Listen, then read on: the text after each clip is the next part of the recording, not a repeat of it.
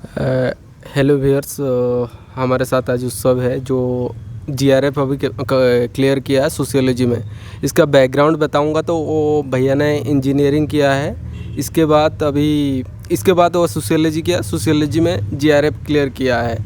जो क्यों मैं वीडियो बना रही हूँ क्योंकि अभी जीआरएफ का जो कहाँ पर भी आप पीएचडी ज्वाइन करेगा तो 37,000 रहता है स्कॉलरशिप। इस वजह से मैं बना रही हूँ। तो थोड़ा सा उसको बताइए, आप कैसे मतलब इंस्पायर हुआ एंड थोड़ा आपका बैकग्राउंड बताइए। आप तो इंजीनियरिंग किया था फिर वो इस लाइन को आ गया, थोड़ा सा बताइए।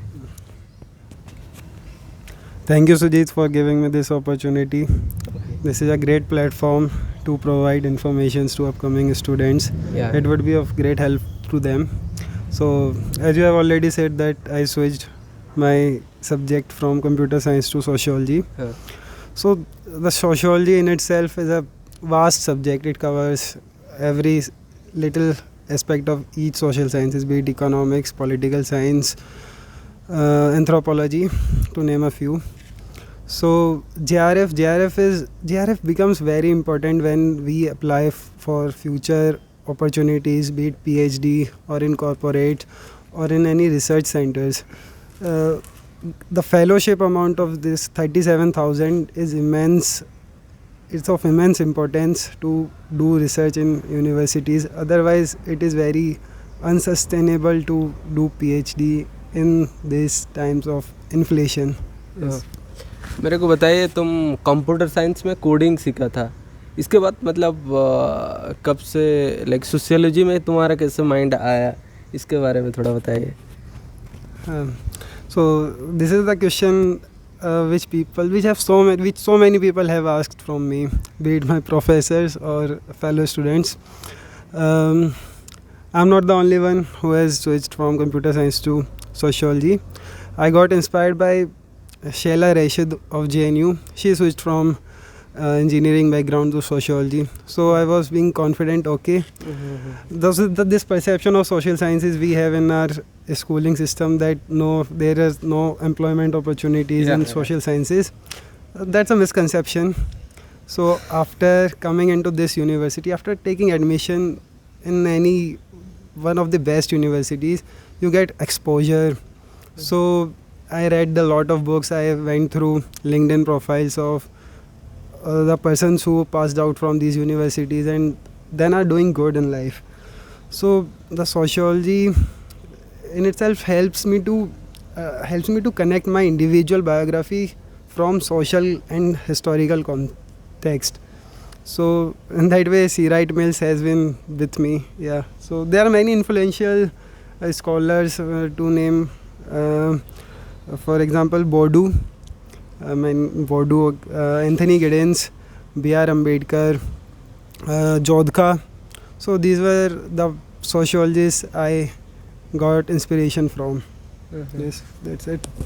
हाँ बताइए, उस सब थोड़ा लाइक तुमने जीआरएफ क्लियर किया लास्ट दिसंबर में क्लियर किया, नहीं पूरा 2 साल में सोशियोलॉजी ओनली पढ़ के सोशियोलॉजी में जीआरएफ क्लियर करना is a true difficult, because GRF कुछ लिमिटेड स्टूडेंट को दिया जाता है क्योंकि इस वजह से वो पीएचडी कर सकता है। नेट तो सबको मतलब दिया जाता है, ज़्यादा लोग नेट क्लियर कर जाता है, but GRF like government decision लेके इस हिसाब से वो पास कराता है।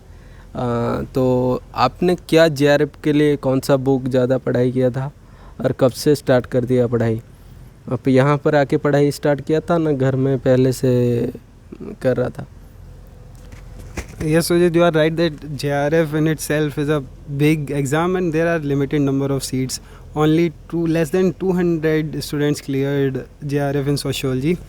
So about the question how I prepared for JRF, while I was doing preparation for my master's entrance exams, so I went to YouTube and then Antara ma'am squad channel was there. So she explained the concepts. She helped me to understand basic concepts and she made it very easy to write JRF.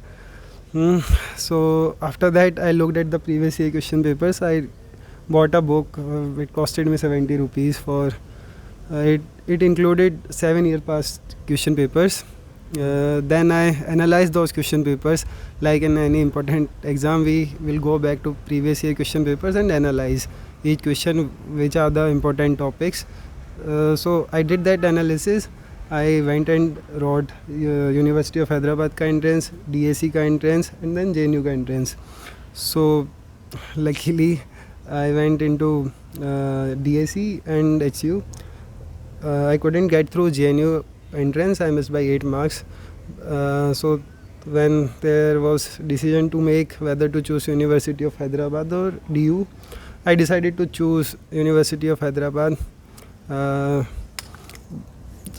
Yes. Guys थोड़ा सा like आपका जो background जो है like sociology में बात करूँगा तो हमारे साथ उस सब जो छोड़ो मैं उस सब हमको बताइए जो आप तो अभी यूनिवर्सिटी का रैंक होल्डर लाइक जब ज्वाइन किया था 2021 में इन सोशियोलॉजी में, तब लाइक आप एक इंजीनियरिंग बैकग्राउंड से आके यहाँ पर मास्टर लेके नंबर 1 रैंक कैसे आया, इसके बारे में थोड़ा सा बताइए हमको। तो जब मैं यूनिवर्सिटी ऑफ हैदराबाद में रैंक 1 स्कोर किया, तो यूनिवर्सिटी ऑफ हैदराबाद तब अपना एंट्रेंस खुद कराता था और क्वेश्चन पेपर 5 पार्ट्स में डिवाइड था। जनरल, इंग्लिश, मैथ्स और सोशियोलॉजी का खुद का कोर, और एक और सेक्शन था रीजनिंग, रीडिंग कॉम्प्रिहेंशन, और उसमें रीजनिंग करके आंसर करना था। तो पैटर्न्स अलग अलग थे एग्ज़ाम्स के। DU का पैटर्न, DAC का जो पैटर्न था वो पूरा रीडिंग बेस्ड था। हमें कुछ अलग से रट्टा लगा कर नहीं जाना था, वहीं क्वेश्चन पेपर देखकर हमें सॉल्व करना था। तो वहीं तीसरे हाथ पर जो JNU है, JNU का जो क्वेश्चन पेपर था वो अपना अलग तरीका था, वो हैवी कॉन्सेप्चुअल, और उसमें जो ज़्यादातर क्वेश्चंस थे वो JRF से रिपीटेड, सिलेबस ऑलमोस्ट सेम था। तो अगर मैं JRF का सिलेबस कवर कर पा रहा था तो चांसेस JNU में होने के और ज़्यादा थे।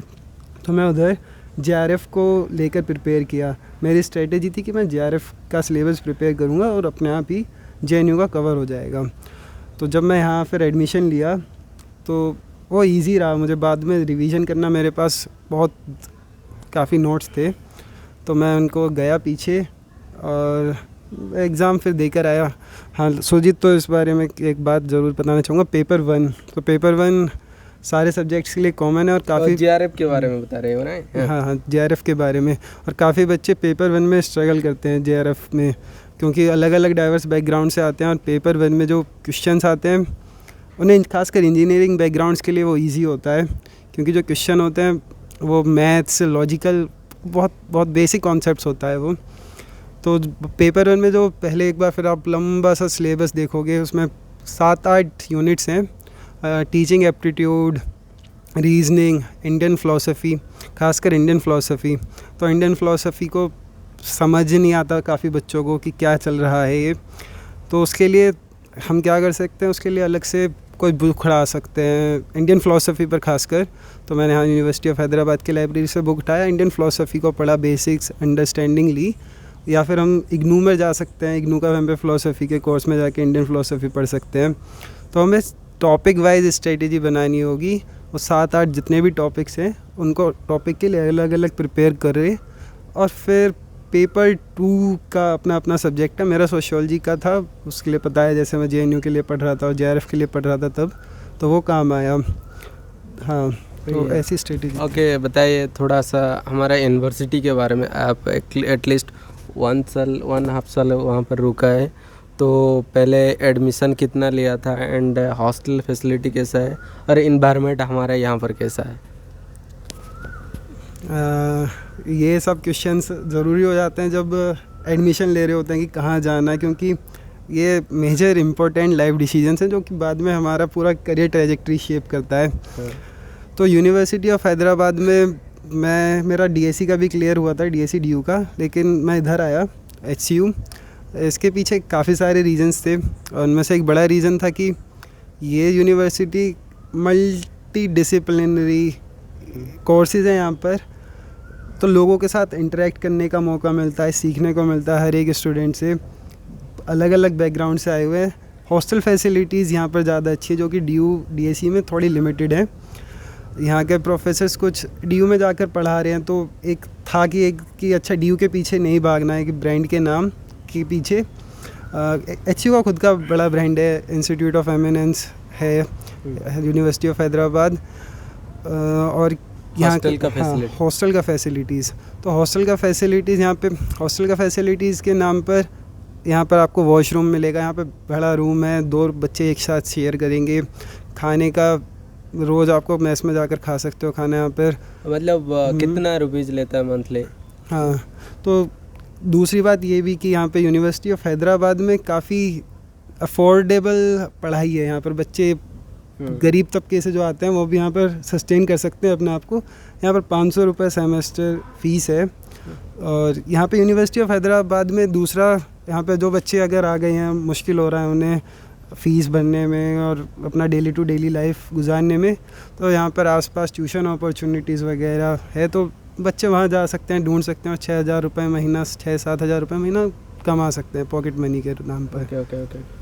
थैंक यू सब। एंड अभी तो सब PhD के लिए प्रिपरेशन कर रहा है, तो PhD हो जाएगा लाइक नेक्स्ट हमारा यूनिवर्सिटी में हो जाएगा, नहीं तो दूसरा यूनिवर्सिटी में हो जाएगा, क्योंकि इसके पास GRA पे है, लाइक ज़्यादा तकलीफ नहीं रहेगा। Thank you so much. कुछ का क्वेश्चन है तो मेरे को कमेंट कर सकता है। Thank you so much.